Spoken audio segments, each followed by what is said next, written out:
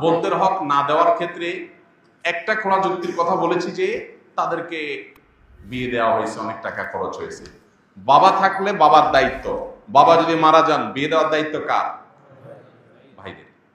আপনি দায়িত্ব পালন করেছেন, কোনো অনুকম্পা অনুগ্রহ করেন নাই যে ওইটাকে কাটাকাটি করবেন, অর্থাৎ বিয়েতে যে টাকা গেছে ওই টাকা আপনি কাটাকাটি করে সম্পদ দিবেন না সেখান থেকে, না, এটা করার সুযোগ নেই। এক। দ্বিতীয়ত, আমাদের সমাজে অনেক বড় বড় কুসংস্কার আছে এই সংক্রান্ত। এর ভিতরে মেয়েদের হক মেরে খাওয়ার জন্য ছেলেরা একটা কুসংস্কার বানাইছে, সেটা হলো বাবার বাড়ির হক নিলে এটা সয় না। শুনছেন আপনারা? হাইরে হাইরে হাইরে, মানে বাটপারি এই লেভেলের সম্ভব? আপনি চিন্তা করেন, একই বাবার সম্পদ, ছেলে সব আগলে ধরে রাখবে, ভোগ করবে, তার সইবে, কোনো অসুবিধা নেই। বোনদের বেলায় এটা বলা হয় মেয়েরা বাবার বাড়ির হক নিতে হয় না, বাবার হক নিলে কি হয়? এটা সয় না, ধ্বংস হয়ে যাবে সব, এটা রেখে যাও, এটা আমার কাজে লাগবে। কত নম্বরের বাটপারে চিন্তা করে, কত বড় ডাহা মিথ্যা কথা। ডক্টর খন্দকার আব্দুল্লাহ জাহাঙ্গীর রহমানের কাছে প্রশ্ন করা হয়েছিল, কোন ভাই যদি বোনের হক মেরে খায় বাবার সম্পদে, তাহলে বোন তার বিরুদ্ধে মামলা মোকদ্দমা করে বিচার বসিয়ে এটা আদায় করাটা উচিত হবে কিনা বলে, নাকি মাফ করে দেওয়া উত্তম? ডক্টর আব্দুল্লাহ জাহাঙ্গীর রহমাল্লাহ বলেছেন তার বিরুদ্ধে মামলা মোকদ্দমা করে আদায় করাটা উত্তম। কেন উত্তম? বলেন যে বোন যতই মুখ দিয়ে বলুক তার মনে কষ্ট থাকবে, এখানে আরো মানুষের হক জড়িত আছে। মামলা মোকদ্দমা করে যেভাবে হোক জোর জবরদস্তি করে যদি নিজস্ব হকটা আদায় করতে পারে, তাহলে এই ভাইটা কিয়ামতের দিন পাকড়াও থেকে বেঁচে যাবে, এটা তার উপকার হলো।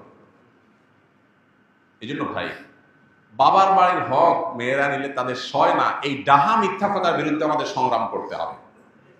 দ্বিতীয়ত, আমাদের সমাজে মেয়েরা বাবার বাড়ির হক নিয়ে গেলে এটাকে অনেকে খারাপ চোখে দেখে, মনে করে যে আরে এটা কোনো কথা হলো।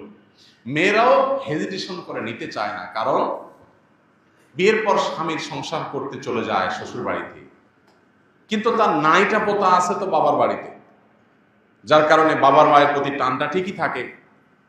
বিয়ের পর 30 বছর 40 বছর 50 বছর পার হওয়ার পরেও, বার্ধক্য এসে গেলেও তখনও মনে চায় একটু বাবার বাড়িতে যাই, একটু ঘুরে। তো যদি হক নিয়ে আসি তাহলে কোন মুখে সেখানে আবার যাব, এরকম একটা ব্যাপারও থাকে। এবং সাধারণত আমাদের সমাজে কোনো মেয়ে বাবার বাড়ি থেকে হক টক নিয়ে গেলে, জমে জমে সব বোঝা নিয়ে গেলে, সে আসলে অনেক ছোট লোক ভাই আছে যারা মনে করে যে এখন আর সে কেন আসবে, বাগিনারা কেন আসবে, বোন কেন আসবে। যতদিন হক নেয় না ততদিন বোন আসলে মোরল জবাই হয়, গরুর গোশত দিয়ে কিনে বাজার করে রান্না করে খাওয়া হয়, কারণ হক আছে।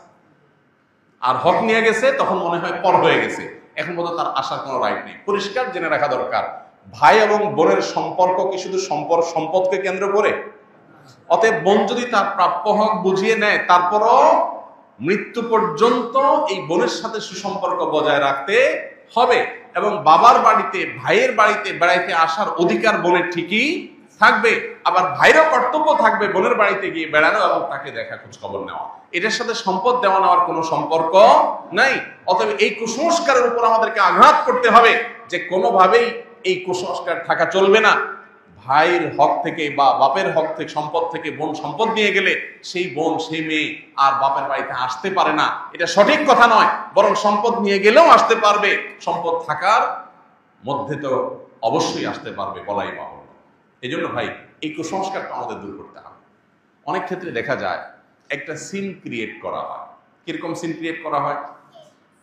মেয়েদের সম্পদ মারার ক্ষেত্রে দুইটা সিন ক্রিয়েট হয় সাধারণত। একটা হয় বাসর ঘরে, মহর দেওয়ার বেলায় আসলে ফুসলায়া ফাসলায়া, মেয়েরা লাজুক প্রকৃতির হয়। বাঙালি মেয়ে, মুসলিম মেয়ে আরো বেশি লাজুক হয়, যত ধার্মিক তত লাজুক হয়। এই জন্য বাসর ঘরে ফুসলায়া ফাসলায়া, দেখো মহর তো 10 লাখ 1 টাকা ধরছে মুরব্বীরা, তা আমার তো দেওয়ার সামর্থ্য নাই, আমি ইনশাল্লাহ এই তো সামনের মাসে বা 1 বছরের মধ্যেই সর্বোচ্চ আমি তো ইটালি চলে যাবো, সৌদি আরব চলে যাবো, কত 10 লাখ হবে, সবই তো তোমার। বউ তখন বেচারি শর্মে পড়ে বলে যে আরে কি বলেন এই সময়, আমার কোনো দায় দাবি না এগুলা। এই যে মুখে না দাবি আদায় করে নিলেন, সিন ক্রিয়েট করে, একটা পরিবেশ ক্রিয়েট করে, এটা হলো আরেক বাটপারি। আপনার বিয়ে করতে বলছে কে? মোহরের টাকা জোগাড় করার মতো ক্ষমতা না থাকলে? এটা তো লজ্জার কথা যে বাসর রাতে আপনি বোর কাছে টাকার জন্য মাপ চাইতেছেন। মেয়েরা যদি শরিয়ার মাসালা ভালো করে বুঝতো তো বলতো, খবরদার, মহারণা পরিশোধের আগে কোনো আওয়াজ নাই, কোনো আলাপ নাই, আগে পরিশোধ করো। তারা তো জানে না শরীয়ত তাদেরকে কি অধিকার দিয়েছে। আরেকটা বাটপারি হয় বাবার মৃত্যুর পর, মায়ের মৃত্যুর পর বোনদেরকে দাওয়াত দেয় ভাইয়েরা, বাগিনা বাগিনী এবং জামাই সমেত। এরপরে কবজি ডুবাই খাওয়ায়, মুরগি, হাঁস, কলিজা, গরু গোস্ত, মাছ ফ্রাই, ভুনা, বিভিন্ন আইটেমের খাওয়ায়া এরপরে শাড়ি, লুঙ্গি, কাপড় চোপড় দিয়া এরপরে আওয়াজ ওঠায়, আলাপ ওঠায়, নাটক শুরু হয়। বলে, দেখো বোন, তোমার বিয়েতে অনেক টাকা পয়সা খরচ হয়েছে, এদিকে বাবা অসুস্থ ছিল, বাবার পিছনে লাখ লাখ টাকা খরচ করা লাগছে, সেগুলো তো আমিই করছি, সব তো তোমরা জানো। আল্লাহর রহমতে তোমরা তো আসো, ভালোই আসো, আল্লাহ তো কষ্টে রাখেনি। এখন বাবার সম্পদের শরীর অনুযায়ী তোমাদের কিছু পাওনা আছে, এখন তোমরা যদি বলো সেগুলো আমি ভাগযোগ করে দেব, বলো কি করা যায়। বোনটার লজ্জা, না ভাই কি বলে, না আরে লাগবে না, থাক। বোনরা চিন্তা করে এই তিন গরিব ভাই আমার অসহায় ফকিরের মতো ভিক্ষা চাইতেছে, ছেড়ে দেয়। এই যে বোনটা ছেড়ে দিল, সে কি আসলে মন থেকে ছেড়ে দিয়েছে?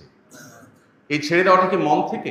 হ্যাঁ, কিছু এক্সেপশন কেস আছে যে বোন ভগ্নিপতিদের আল্লাহ অনেক দিয়েছে, অডেল দিয়েছে, ভাইরা বরং অনেক গরিব, অভাবী। তখন বোনরা যদি উইলিংলি বলে, দেখো ভাই, বাবার সম্পদে আমারও হক আছে, বাট আমি নিলাম না, তোমরা কষ্টে আসো, আমি দায়মুক্ত করে দিচ্ছি, তোমরা ভোগ করো, সমস্যা নেই, ভিন্ন কথা। কিন্তু আপনি সিন ক্রিয়েট করলেন, বোন লজ্জায় পড়ে গেল, এরপরে সে বললো মাফ করে দিল, আপনি বললেন হুজুর আমি তো মাফ নিছি। এই মাফ হবে